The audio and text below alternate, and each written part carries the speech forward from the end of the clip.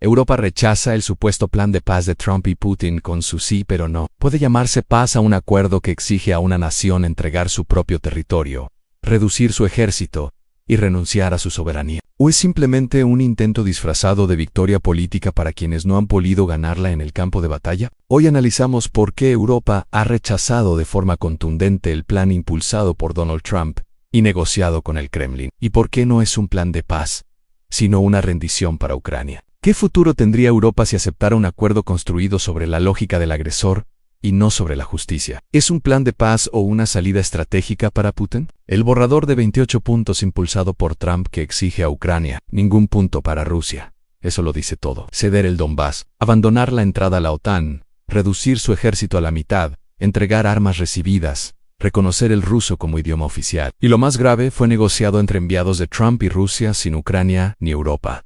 Las partes implicadas. Si el país atacado no participó, ¿cómo puede llamarse plan de paz? Es un plan provocador, sin tener en cuenta la existencia de Ucrania. Lo que muchos analistas europeos están advirtiendo es claro: este documento no busca detener la guerra, busca darle a Putin por vía diplomática lo que no ha podido conseguir por vía militar desde 2014. La guerra empezó en 2014, con la invasión rusa de Crimea y la operación militar encubierta en el Donbass. En 2022, Rusia lanzó la invasión a gran escala, y ya son más de 2 años de guerra abierta y más de 10 de conflicto real. ¿Y cuál es el resultado? Que Rusia no logró tomar Kiev ni prácticamente nada. Putin consiguió sanciones, provocó las muertes de ucranianos, de rusos y hasta de otros países a los que a muchos engañaba para reclutarles, y no alcanzó sus objetivos. Es el momento de que Putin reconozca su derrota y no seguir matando hasta llegar a la guerra de los 100 años. Ha perdido decenas de miles de soldados. Su economía está en recesión y depende crecientemente de China. Entonces, ¿quién debería realmente rendirse? Europa ve lo que el plan oculta. No es paz, es capitulación. En los pasillos del G20, líderes del G7 y la Unión Europea lo dijeron sin rodeos: las fronteras no se negocian. Nadie entregará territorio ucraniano. Reducir el ejército ucraniano es inaceptable. ¿Por qué tanta firmeza? Porque Europa ha aprendido una lección histórica. Y es que cuando un agresor no paga un precio alto por la invasión, la repite. Aceptar este plan enviaría el mensaje más peligroso posible: invadir funciona. Matar, destruir e intimidar tiene recompensa. Y después que con Transnistria, Georgia, los países bálticos, Finlandia o Polonia. Putin es imperialista. Muchos estrategas de defensa ya lo han advertido, que si Ucrania cae, la frontera de la guerra se moverá hacia Europa occidental. El peligro real es que la guerra híbrida de Putin lleva años dentro de Europa. Algunos piensan que la amenaza rusa es solo militar, pero la realidad es distinta. Rusia lleva años ejecutando lo que los expertos llaman guerra híbrida. Ciberataques masivos desde al menos 2007, Estonia fue el primer gran ataque conocido. Injerencia electoral documentada en Estados Unidos, Reino Unido, Francia y Alemania. Campañas de desinformación en redes sociales y medios afines. Apoyo financiero y mediático a partidos extremistas europeos. Sabotajes e intentos de asesinato, como los casos en Bulgaria, Alemania y Chequia, atribuidos a servicios rusos por diversas investigaciones europeas. Esto no es una interpretación, son hechos reconocidos por la OTAN, la Unión Europea y múltiples servicios de inteligencia.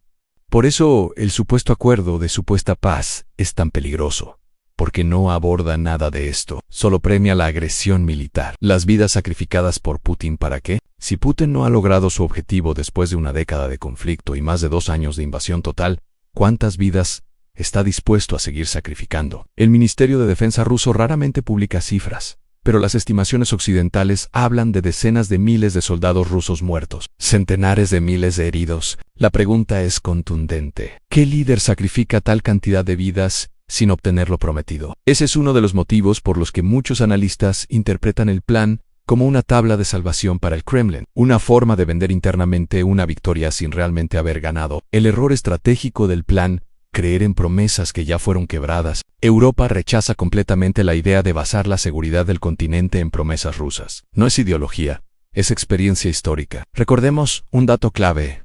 Rusia violó el Memorándum de Budapest de 1994, en el que prometía respetar la integridad territorial de Ucrania a cambio de que Kiev entregara su arsenal nuclear. Violó los acuerdos de Minsk firmados en 2014 y 2015. Ha atacado instalaciones y redes europeas, pese a negar su participación. ¿Qué sentido tiene entregar territorio esperando que esta vez sí cumpla su palabra cuando nunca lo hizo? Es una tomadura de pelo de mal gusto, y Europa lo sabe. Quien rompe acuerdos, los rompe siempre que le convenga. Basar la paz europea en la confianza en Putin no es diplomacia, es una receta para futuras invasiones. Este plan beneficiaría a Rusia y no a la paz. Por el territorio ucraniano que no pudo conquistar militarmente, por un ejército ucraniano reducido a la mitad, por el reconocimiento político de su ocupación y su retirada de sanciones, más comercio con Estados Unidos y Europa, a la misma que ataca de forma híbrida. Tendría el beneficio indirecto de activos congelados. ¿Qué incentivo tendría Putin para detenerse ahí? Obtendría por negociación lo que no obtuvo por armas y además enviaría un mensaje interno. Nuestra estrategia funciona, ya Occidente retrocede. Para Europa sería devastador. Para las democracias emergentes, un precedente peligroso. Para el futuro de la seguridad global, una bomba de relojería. El plan fue presentado a Kiev como un hecho consumado, sin consulta, sin participación, sin respeto por su soberanía. ¿Desde cuándo una nación democrática debe aceptar las condiciones dictadas por la potencia que negocia con su invasor? Europa respondió con claridad. Sin Ucrania no hay acuerdo porque no es solo una cuestión de geopolítica, es una cuestión de principios, de tener consideración por Ucrania, que tiene todo el derecho sobre lo que le pertenece. ¿Puede una democracia ser sacrificada para calmar a un autócrata? ¿Qué mensaje envía eso a otras potencias revisionistas? ¿Y el impacto para Europa si Ucrania cae? Si Ucrania es forzada a capitular, ¿Europa enfrentaría un Kremlin envalentonado? La lógica es simple. Si tomar territorio por una negociación de una supuesta paz funciona una vez, funciona siempre. Más guerra híbrida. Ya hemos visto ciberataques, sabotajes industriales, interferencia en elecciones, manipulación energética, propaganda masiva. Imagínalo amplificado con una victoria estratégica en Ucrania. Mayor presión militar sobre países fronterizos. Los primeros en la lista serían Moldavia, Georgia, donde ya hay territorios ocupados por Rusia, países bálticos, miembros de la OTAN y objetivo histórico de desestabilización rusa, desconfianza interna en Europa. Un continente que abandona a un aliado pierde credibilidad, y una Europa dividida es el escenario perfecto para la influencia rusa. ¿Qué significa realmente paz? ¿Es paz entregar territorios a quien una buena parte ni los llegó a tomar? ¿Es paz desarmar al país atacado? ¿Es paz premiar al agresor y castigar al agredido? ¿Es paz silenciar a una nación que lucha por su supervivencia? Las democracias europeas han sido claras: sin justicia no hay paz, sin seguridad no hay paz, sin Ucrania no hay paz. Europa no debe ceder a la intimidación y amenazas, porque resultaría perjudicada. Cada vez que Europa cedió ante un invasor, el precio final fue mucho peor. Hoy la pregunta no es solo qué ocurrirá con Ucrania, porque lo que se negocia en esas mesas no es solo la frontera ucraniana, es el futuro del orden europeo y la credibilidad del mundo democrático. Este no es un plan de paz. Es un plan que, según múltiples gobiernos y analistas, podría consolidar la agresión como método válido de política internacional. Por eso Europa lo ha rechazado y por eso Ucrania se niega a aceptarlo.